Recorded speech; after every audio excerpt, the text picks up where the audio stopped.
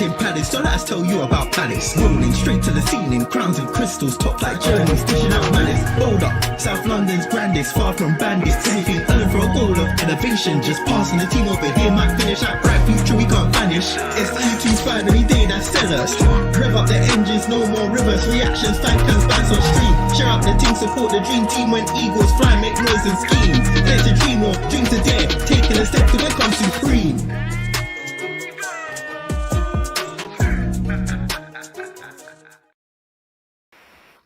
Yes, everyone, and welcome to another edition of TACT-EAGLE. This time we'll be focusing on Bournemouth. But this time it's not JC, it's not Rich. We've got Nate. Nate, how are you? Hey, I'm back after God knows how long I've been away, man. I'm good, man. I'm good. Like we were saying off air, I've been busy with other stuff outside of it, so it's good to be finally back on the channel. I'm good. How are you? Yeah, I'm good. Got work immediately after this. Got a cheeky little night. Just finished, so yeah, we're like ships in the night. I've just finished, and you have to head in. Yeah, exactly. And but yeah, I'm good. I'm good for for the people who tuned. I actually think the first TACT-EAGLE, I actually did it with you. I think the first TACT-EAGLE was actually with you. What was it? I think it was. I think the very, very first one was. I can't remember what team it was or anything like that, or I can't even remember what season it was, to be honest. But I think it was actually with you, Nate. It's come full circle. So yeah, exactly. It's come full circle. But yeah, but yeah. Obviously, looking forward to the game on Saturday, 3:00 UK kickoff. Yeah. My birthday as well, which is great. Oh, is it your birthday? Oh, I didn't know that. It's my birthday Saturday. So, and I'm off. I've actually got my day off at work. I was looking at it thinking, wait, I normally work on my birthday. Oh, snap. Cool. So that's me going out partying. Nice. Yeah. We'll have to. Well, it'd be a very overdue celebration when we all come to Dublin in December for the Shelbourne game. Oh, yeah. But yeah, well, I hope you have a good one, Nate, and also I wish you happy birthday on the actual day. Some comments. Big up, Rich. Yes, big up, Rich. Big up. And big up, Niall. Thank you for tuning in. 100% big up. Has your birthday been, Nate, or it's going to be this Saturday? No, it's this coming Saturday, the 18th. It's this Saturday, 4 days away. I won't ask you to tell people how old you are. No, hey, look, it's fine. I know Nikki's going to be looking to move the gears behind the curtain. I'm 33 on Saturday. 33, nice. Yeah, 33. To be fair, I'm not that far behind you. I'll be 31 in December. So you get better with age unless you're Nikki. Yeah. Big up, Mary. Yeah, hopefully you'll have something to celebrate. Oh, please. Nothing better than 3 points on your birthday. Rich, we'll wait for that. We'll wait for that knockout round one. That one in the knockout rounds. I can't remember which one we worked out it was, but we'll be there. We'll be there. Big up Earth, big up Nate, and big up Dan the man. So first things first, we'll dive into actually. Rich asked you a question, Nate. You doing cornrows again for your birthday? I'm not doing cornrows again for my birthday. My hair's not long enough. My hair's back to being short now, so no cornrows for me for a while, I don't think. How long would it have to be for you to get cornrows? Quite long, because my hair's more European than African, so it's a lot harder for me to pause. It's a lot more difficult for me to keep cornrows in a lot longer. So yeah, I knew I was going to catch a pause there somewhere, so I was like, whoa. Yeah, no, be a while before that happens. Nice. One quick question before we go into the predicted 11s. Can you see Adam Wharton ending up at Man United? Nate, what do you think? I mean, feasibly, no, because United need a whole heap more than just Adam Wharton to fix their problems, and it kind of stems from their recruitment. But look, I think Adam Wharton in himself will want to play at a higher level, and Manchester United right now aren't playing at that high level. So, yes, they are a massive club and everything that they've achieved in the past, but let's keep it a buck. Nobody wants to play for Manchester United in the state they're in now. But you never know. Football's a funny game, but ideally, I want him to stay clear of Man United and go to Real Madrid or a big club abroad, because the player coming back to haunt us curse, it can't be him as well. It's bad enough that Ebbs is coming back to haunt us at the end of the season, but yeah, no. Ideally, no, Niall. Ideally, no. But look, football's a funny game. That's all I'll say. Yeah, for sure. I agree. I mean, obviously he'd be very good for them, but I mean, he'd be very good for any team, to be honest. I think the thing is, I think he's good enough to play for I think his ceiling is so high, and he's such a metronome type player that I think he'd do well at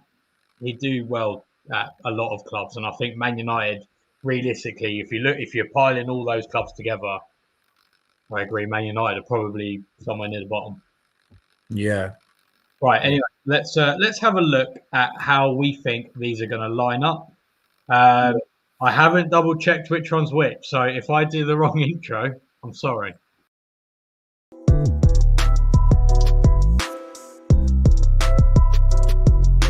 Go on.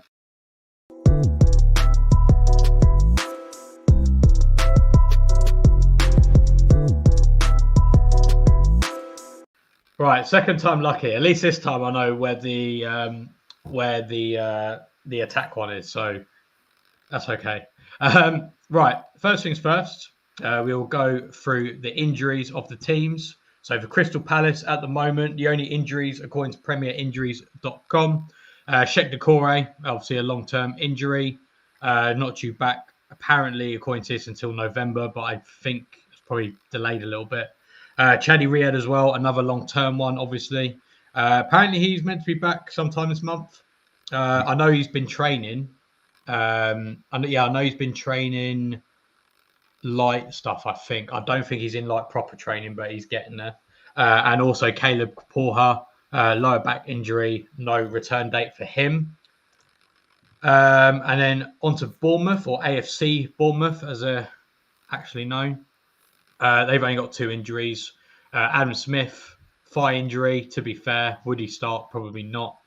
And Ines Unal, he's been out for a long time. I can't remember exactly what he did, but he had a pretty bad injury. And we're back soon, but not back for this game. But other than that, Bournemouth looking pretty strong. So if I go through, we'll go through our lineup first. So, Nate, I've gone with this lineup. I think this is the strongest. I think this is our strongest lineup. So, Henderson in goal, back 3 of Gay, Lacroix, Richards, and then Mitchell, Munoz, wing backs, Kamada, Wharton in the middle, Pino, Sarr up front. Do you agree with that? Is there anyone that you change or? I mean, we are in a position where the first team picks itself, but considering how knackered Mateta looked before international duty, I know we scored yesterday, and big up to him for his first goal for France. A part of me wouldn't be mad if Eddie Nketiah would start ahead of him to give him that rest. But having said that, you'd ideally want Mateta for a game like this because he can do damage against that Bournemouth defence. But has he looked like the JP of last season? In patches, yes, but majority he looks knackered. But what do you expect when we're all saying he needs additional support? You know, where if Nketiah was injured at the start of the season, there's no one. Like, there's literally no one that can step in if something happened to Teta, and he looked knackered. But ideally, the lineup you picked, Dan, I can't pick any fault with it. I think it's the strongest lineup Glasner would go with. So yeah, I'm happy with it. Yeah, and I specifically went for Kamada over Hughes just because, I mean, we'll see it later when I talk about how Bournemouth defend and how we can kind of like attack them and stuff like that. But I think having 2 mobile, keyword there, mobile midfielders who are also good on the ball is going to be important. That's why I didn't throw, say, Will Hughes in, because I think for a game like this, he's going to get a yellow card in about 20 minutes. And then obviously thereafter it's a bit squeaky bum time. I also did toy with the idea of Nketiah, but again, when we talk about how Bournemouth defend, I think Mateta's been good, minus his finishing. To be fair, I think his finishing's really let him down this year. But I think his link-up play has still been quite good. So, and for that reason, I'm still keeping him there because I think he'll be an important outlet for us on Saturday. Right, let's move on to Bournemouth. So you got Petrovic in goal, right back Jimenez, Diakite, Senesi, Traffert, Adams, Scott, Brooks, Tavernier, Semenyo, and Evan Nilsson. Again, is there anything on there that you would change, Nate, or would you keep it the same? I don't think Bournemouth have much to change, really. So, and a lot of their danger players are in that lineup anyway. So, you know, we are playing for the best part of fairly full strength Bournemouth. So, realistically, you could argue hopefully one or two pick up maybe a cramp in training before the game. But, you know, we know that Bournemouth are a decent side. I mean, let's be clear. We haven't beat them since 2023, I believe, under Hodgson. Really? Yeah. Wow. Okay. It was 2 draws last season and then 2 results that we won't go into before that. But, you know, they're one of those teams that we can either turn up and really do well against or we don't turn up at all against. So it's a tough one to call because you don't want to write them off because they are a decent side. They have been decent for a good few years, but playing them at full strength is better than, we didn't have this player available, that player available. It's like, no, you had your best 11, we had our best 11. We're only missing a couple of players and so are you. Mm-hmm. You know, it's a game you can't call down the middle. So, but looking at the lineup you've gone with there for them, I'd say that's fairly on the money. Yeah, I'd say because to be honest, I just pulled it from when they played Fulham. The only other one I think you could maybe say is maybe Hill might play instead of Jimenez, but I mean, I suppose they got good depth as well. Like obviously, Clivert could play where Tavernier is, or potentially on the right. They got Ben Doak as well now. Ryan Christie could play in one of those positions. Same with Cook as well. Yeah. And then I know they've got Milo Savljevic, who I believe is a defender. Actually, going back to what you're saying about the head-to-head, I've just Googled it and we've got, so you're right. So in that 22-23 season, we beat them twice, but we haven't beaten them since then. So the last 4 results since then, 2 0-0s last season.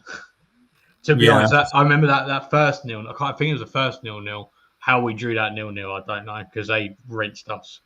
Or maybe it might have been the second 0-0, actually. I can't remember now.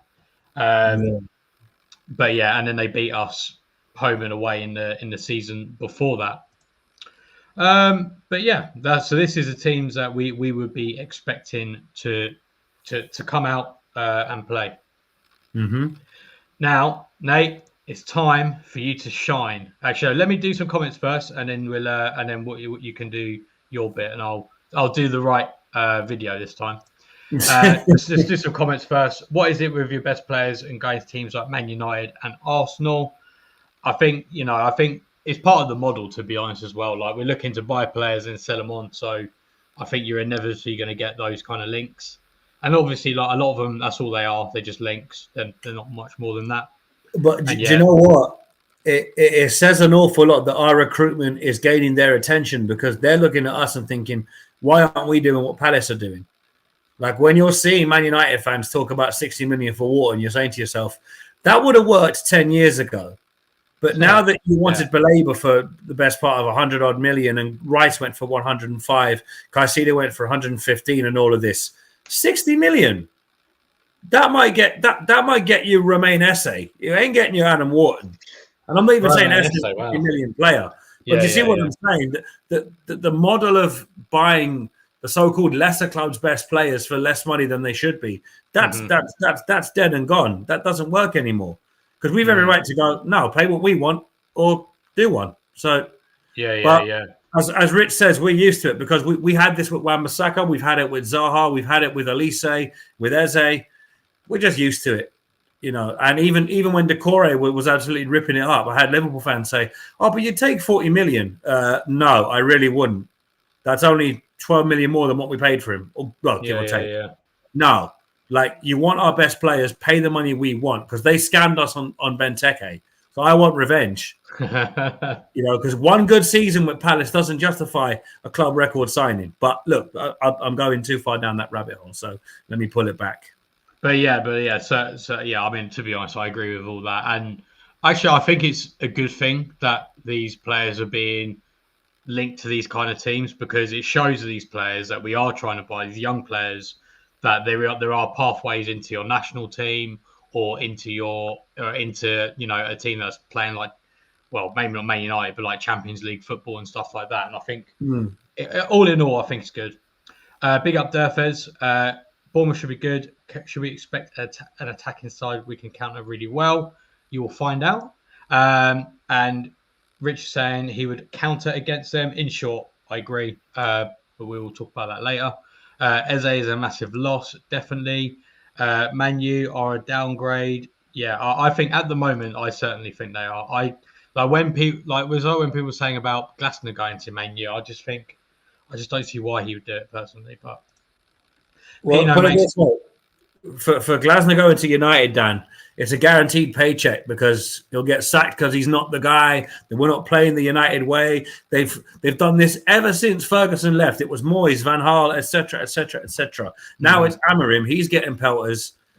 If Glasner goes to Man United, it's going to hurt. But you know what? He'll get a hell of a payoff for it. So I'll take it. Pause, just in case. For sure. Pino makes Eze look less massive of a loss, much more direct. Eze's still good. Yeah, I agree. He is quite direct, and also I think he brings quite good. He brings a lot of good out of Mitchell as well, I feel. Spiritual. South Africa going to the World Cup. Very well done. You're going to win it. Congratulations. Don't want to play Bournemouth. They are challenging. Yeah, this is going to be a very, very tough game. We will have a lot of tired players. Obviously, a lot of been on international duty. Yeah. Man U won a lot of our players. Nigeria keeping it live. 3-0 versus Benin. Good chance to go to intercontinental playoffs. South Africa recovering well from their 3-point deduction for fielding. Yeah, I saw that. That's a bit mad in a international qualification, but there we are. Also, shout out to Cape Verde, the second smallest team that is going to ever play at the World Cup. So that's crazy. Delighted for them. Well done to them. Right, Nate. Yo, it's your time to shine.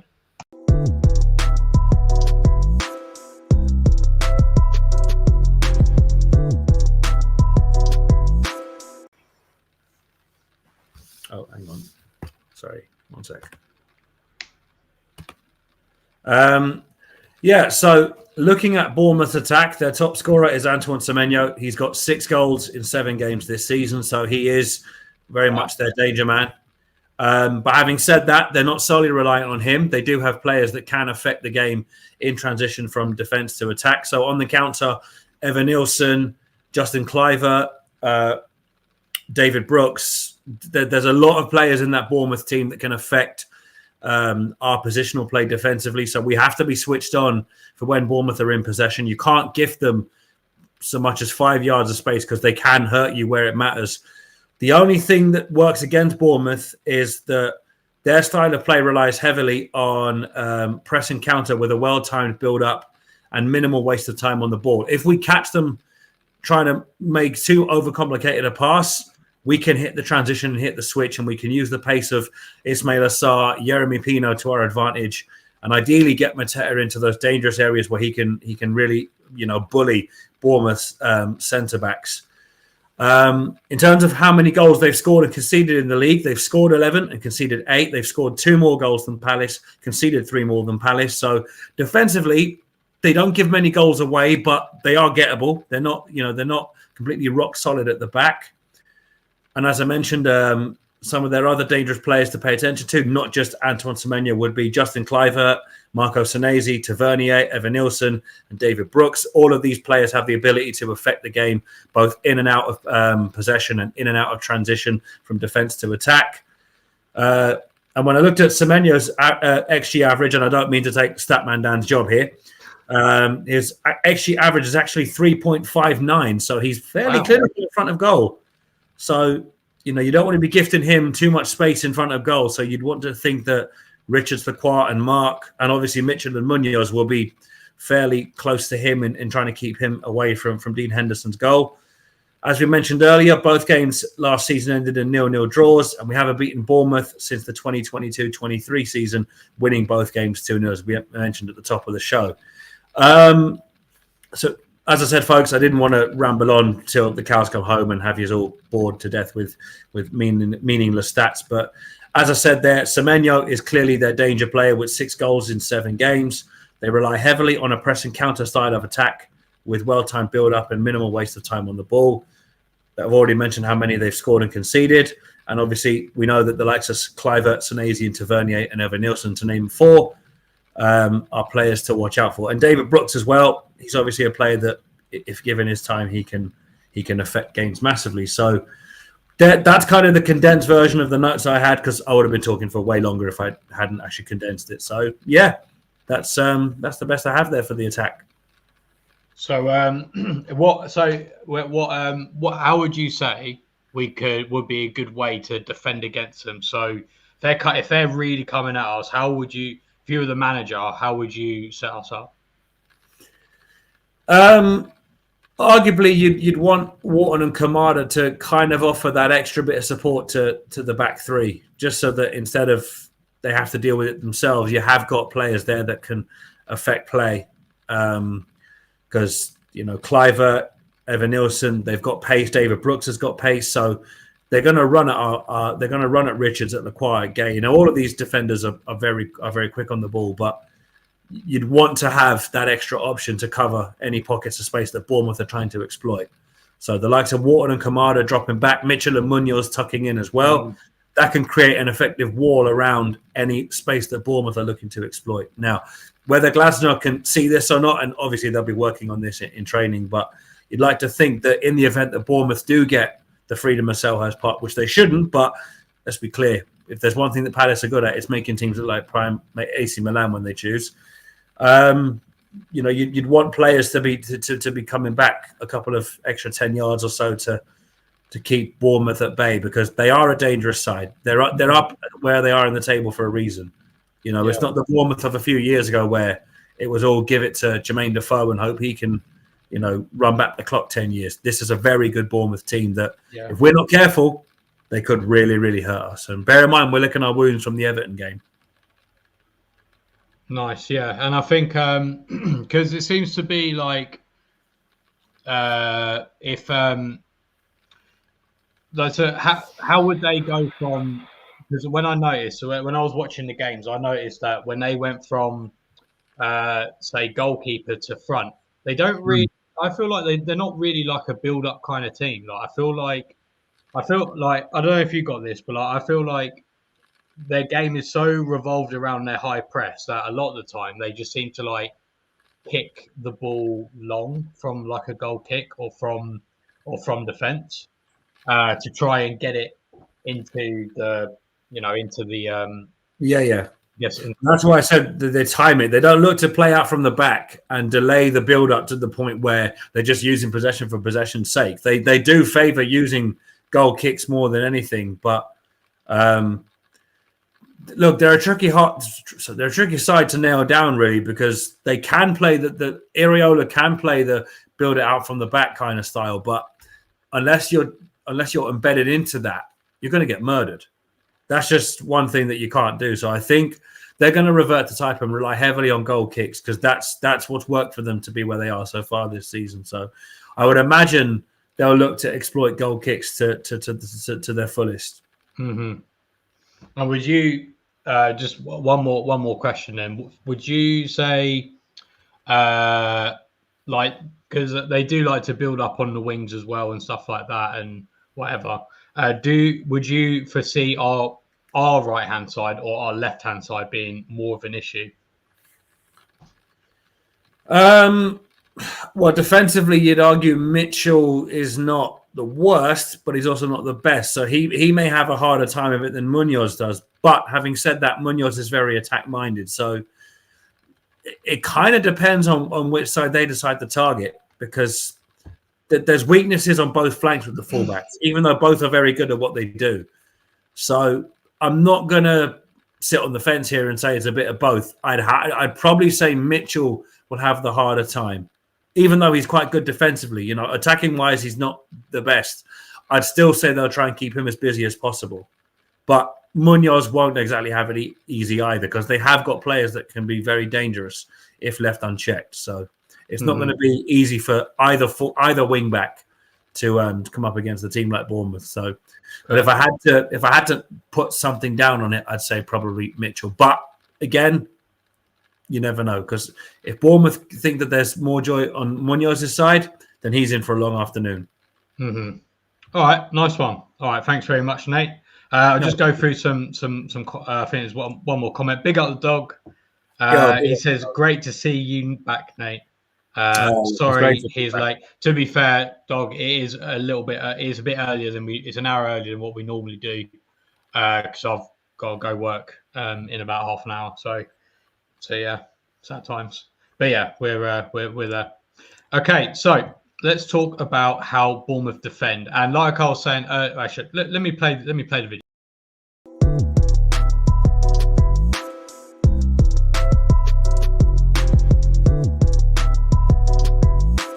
Right, so like I was saying earlier, the way that they play is so highly functioned around their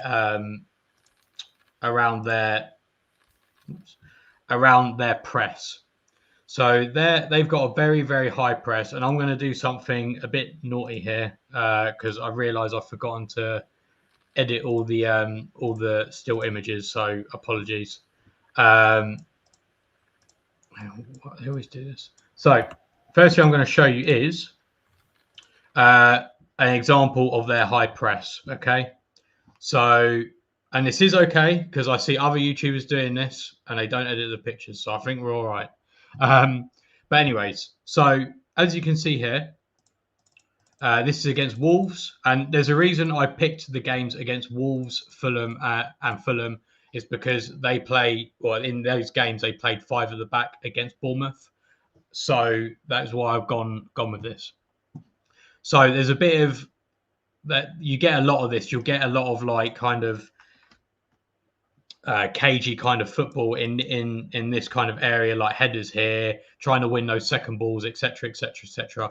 Big thing in their type of game. Marries up very well with us because our games are like that as well, where you have this very cagey, trying to win the second ball in these kind of areas.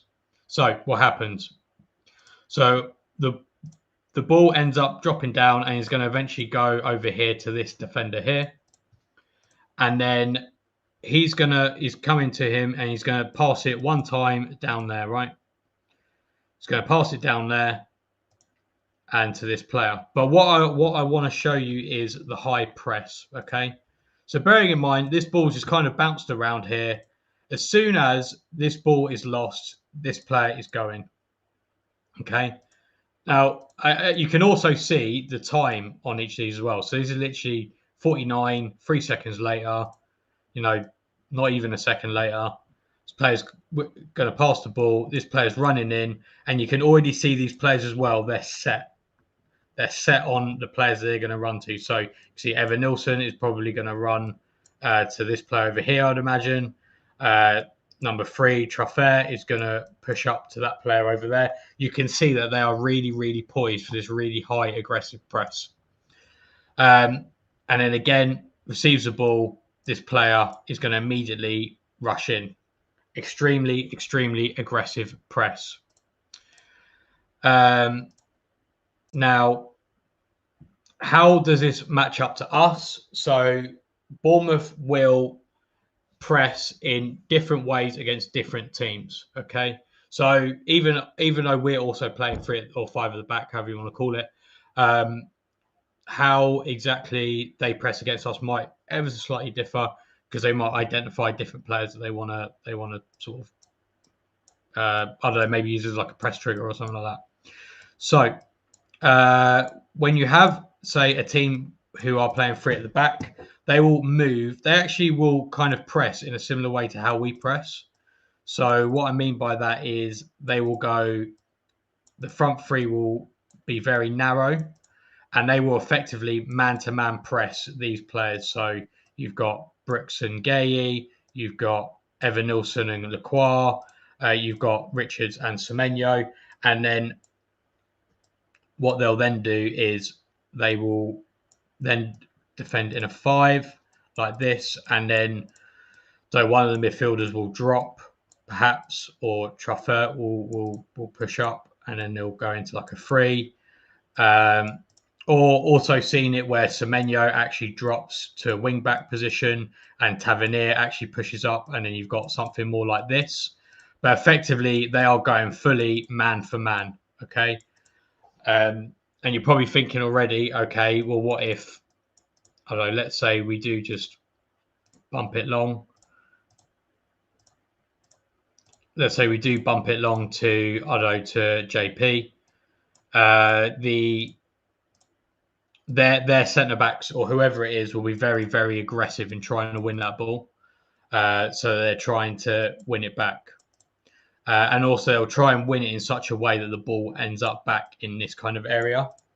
And then that's, like we alluded to earlier, that is the crux of their attacks. That's what I was saying. The way they defend is basically how they attack.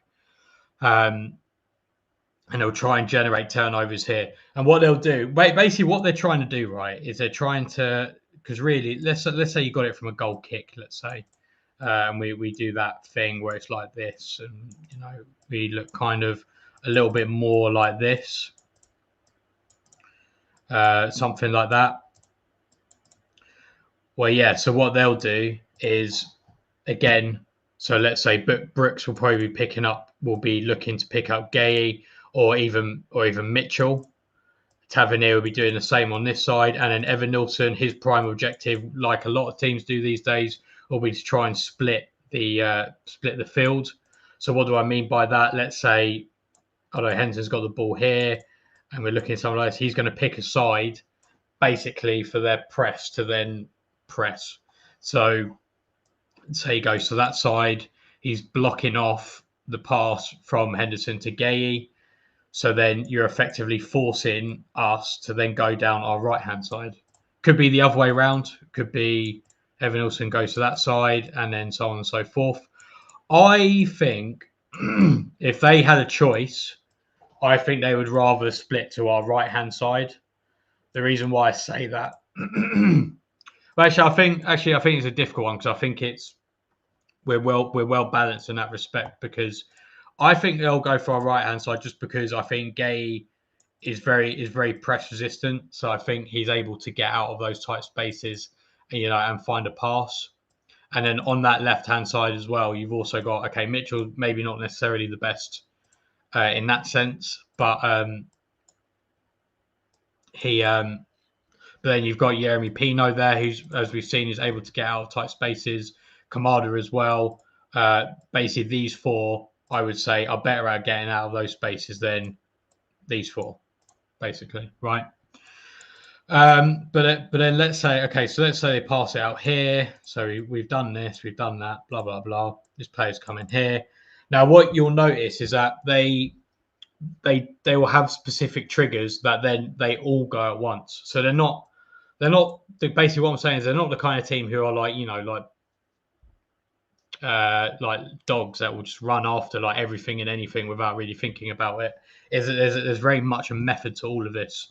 So we said, so Semenyo sometimes in these situations plays as like a left wing back, I guess, in when they're pressing against a team who play a back 5. He might move up to Tavernier's going to press Lacroix. Semenyo is going to be ready to jump onto Richards. And then Richards, he is decent on the ball, but I don't think he's as good as Gay. So that's another reason why I'm saying they might want us to split to this side. And I mean, you could say you got the out ball there with Adam Wharton, but then as soon as that ball there is made, Scott is ready to jump onto Wharton.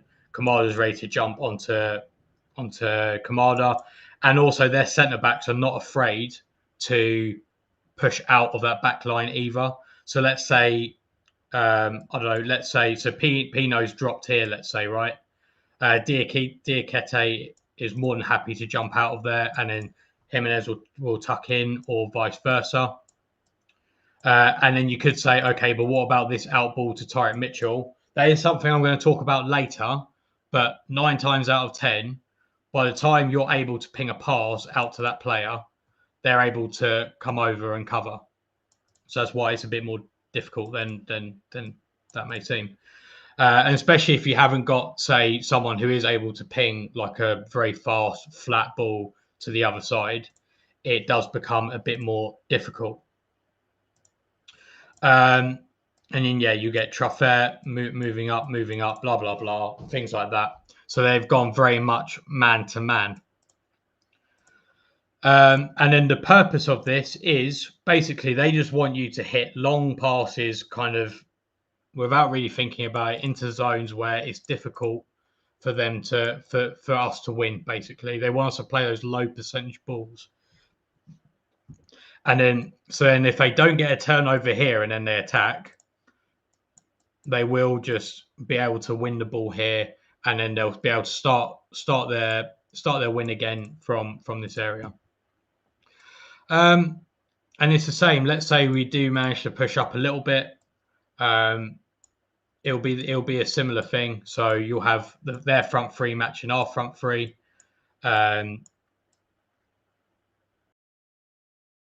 Wait a minute. 1, 2, 3, 4, 6. Yeah, I've got 10 there. Yeah. So and then they will match us, right? So, and that could be Tavernier moving to that side. It could be like that. Like I was saying, they have that 3, 2, kind of 5, where they're looking to pick up the back threes. And again, and in this scenario, they won't necessarily press us very hard, but what they will do, let's say the quad passes there will be a trigger where, say, like, okay, they can see that if it's slightly under hit, then they go. Or let's say they manage to get a pass out to Adam Wharton, let's say, but he's been swarmed by Tavernier and he can only go back. That's another thing where they will then start to press. So if that was the situation, you go back to Chris Richards, again, press. So we go back to our goalkeeper, going to press even more. Again, we're going to try and kick it long because they want us to play those low percentage passes. Now, that's good for us, I think, because we kind of play like that anyway. They're not forcing us to play like that. We're just kind of playing our own game. But thankfully for us, the way that they want us to play is kind of that way anyway. And that's why I want Mateta to be starting over Eddie. He's a much better target man, in my opinion, than Eddie is. And I think we'll get more joy with him. It will be difficult, don't get me wrong, but you got to get these players close. So, I don't know, maybe get Jeremy Pino close to him, try and get Kamada close to him, and then maybe win the ball there, and then we can try and get Ismail Assar to then exploit the space. Now, the other thing is, what else have I got? They're still aggressive even in a mid block. So if they're over here, now they will try and funnel you to the side. I feel like Scott wouldn't be there, but he's there for now. Let's just leave it like that. I feel like it probably would be Semenyo, to be honest. I feel like it would be like that. So they'll funnel you to the side. So let's say we got the ball on this side of the pitch, something like that. Got Ismail Assar there. So it'll probably look something like this. They will bring a lot of their players over to this side of the pitch. They will definitely do that.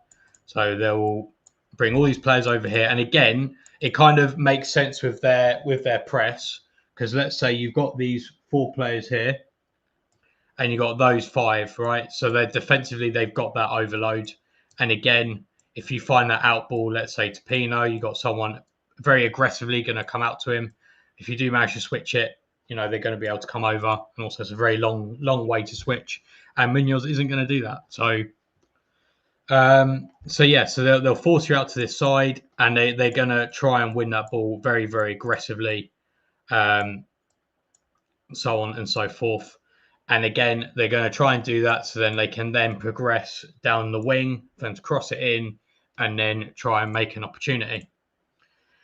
Very, very difficult. Now, the interesting thing about Bournemouth actually is that because people always associate Bournemouth with how well they attack, but actually, statistically, their defense is actually better relatively than their attack. So what I mean by that is that they've actually conceded the third least amount of expected goals this season of any team in the Premier League, which, you think, oh, that's mad. But that's simply because I think they're so good at keeping teams in this area, or even when they do get to this area, it's Bournemouth basically winning that ball. So then they're on the possession again. The majority of these games are over here. So how can we beat them then? So I've got some ideas, and I'm going to add some more pictures to here. Right.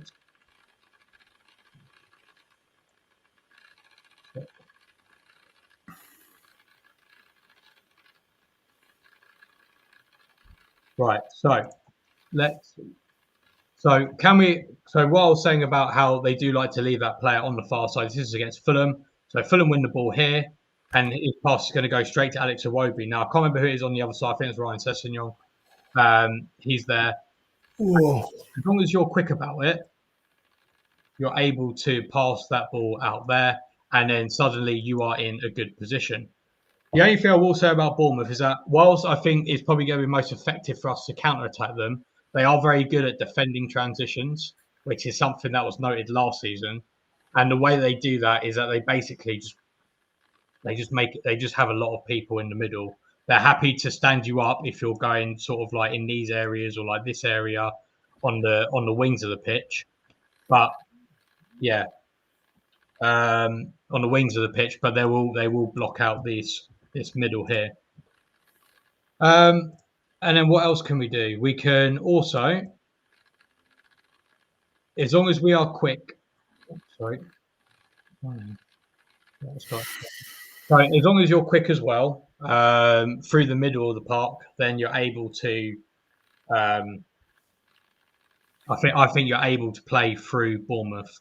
And one thing I noticed is that if you drop another player, or like we like to do with Kamada, into this back line, then I feel like Bournemouth don't really know exactly what to do with that. And so you end up with a numerical advantage, and you're kind of not breaking their press, but you're making it more difficult for them. And what you're doing is that you're attracting these players over here, and then you'll have a spare player over there. Players over here. Now, because of the zonal nature of what I was saying earlier, of like, sometimes they're zonal, sometimes they're man marking, there is going to be a time when you have the ball and this player is going to be running towards you. They're not man marking you very, very tightly. They're going to be coming towards you. So as long as you get that timing right, I think you're able to go through them. So this defender here is just going to pick up the ball and run. So you could imagine, say, Kamada or Mark doing that quite confidently. He's going to run into there, draw these players towards, as these players like run towards them. And all this player does is do a very nice pass through here. So that could be, say, to Yeremy Pino. Oh, sorry, that's over there. Ignore that. That could be to Yeremy Pino. This player here receives the ball. Like I said, there's going to be a time where this player isn't going to be on your player. So you need to be quick. You need to time it well. And then because of the way they are, you're hoping that one of these players falls asleep. So this player is going to run into here. They've done their bit, blah, blah, blah. And then if you can just time that well, you're in here. And then suddenly you've bypassed 1, 2, 3, 4, 5, 6, 7, or nearly 7 players. 6 players, saying you've got an opportunity then to run into that. And that could be a run from deep. That could be, say, an Adam Wharton. And then if we've got, say, Ismail Assar on this side, I think that's going to be very, very handy. And when you're going back to this side, if you're here, right, let's say that this ended up being the other side. If you can get Munoz and Sarr on this side of the pitch, you're going to get a 2v1 against one of the defenders. And even though they're able to put bodies in the middle here, you're gonna have an overload here, and because you're gonna have 2v1, it's gonna be easier for you to get around that sort of that packed middle, and you're going to be able to fire a crossing and potentially have a chance. And the only other thing to add is that obviously they're a very intense pressing team, Bournemouth. So you want to make sure that you kind of want to weather the storm. They're going to get slightly more tired. They're not going gung ho every single time, all the time throughout the game. They're going to look for opportunities to try and relax a little bit, just so they can conserve some energy.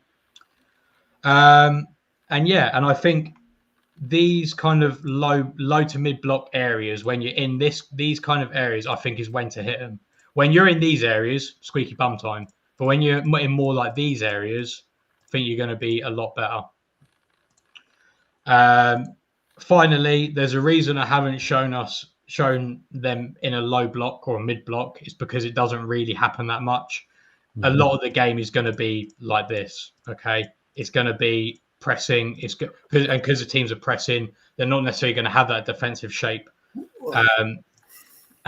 So that's that. So just to summarize, if we try and there's people messaging me. JC just messaged me. He's asked, can you ask Dan to scribble out the scoreboard and the broadcast logos? Yeah, well, I forgot. Sorry. It's a bit late now. I'll just message him back. But in short, if you just do nice like 1-2 ball passes through the middle, as long as you get that timing right, I think you can get through their press. And also, I think you are able to exploit, because they commit so many players to one side of the pitch. You are able to, exploit the other side of the pitch. But that's that in a nutshell. Hopefully, that's what we'll see on Saturday. And I think they'll set up similar to how they set up against Fulham and stuff like that. So before we go, big up chairman. Glasgow want to keep Nketiah to match fitness. Yeah, no, absolutely. Finally, Nate, we'll do some predictions. What are you predicting for this game? Oh boy, my track record of predictions is not great, so I'll do a proper fence-sitting prediction and say 2-1 Palace. I don't want to get too ahead of myself, because I thought we'd beat Everton, and we also had that happen. So I'll say 2-1 Palace. We need a response from that Everton game, so hopefully it comes in this game, because I'd love 3 points on my birthday. It'd be a great way to start the weekend off. So I'll say 2-1 Palace. Lovely. I'm slightly less positive. I'm gonna go.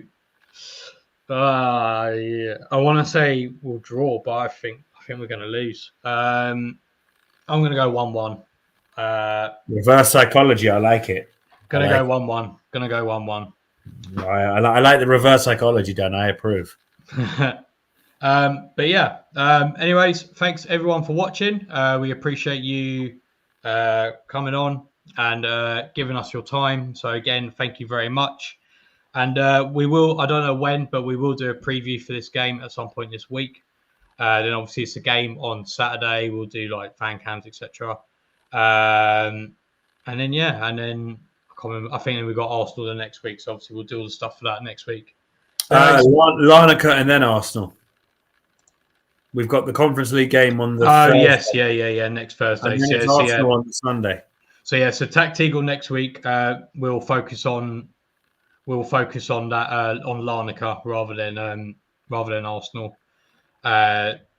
Obviously, because it makes more sense too. Anyways, the whole Arsenal thing is just going to be purely about Eze. So we already know what the Arsenal game is going to be all about. But anyway, I don't mean to digress, Stan. Sorry. All right, nice one, guys. Thank you very much for watching, and up the Palace. Up the Palace. Eagles.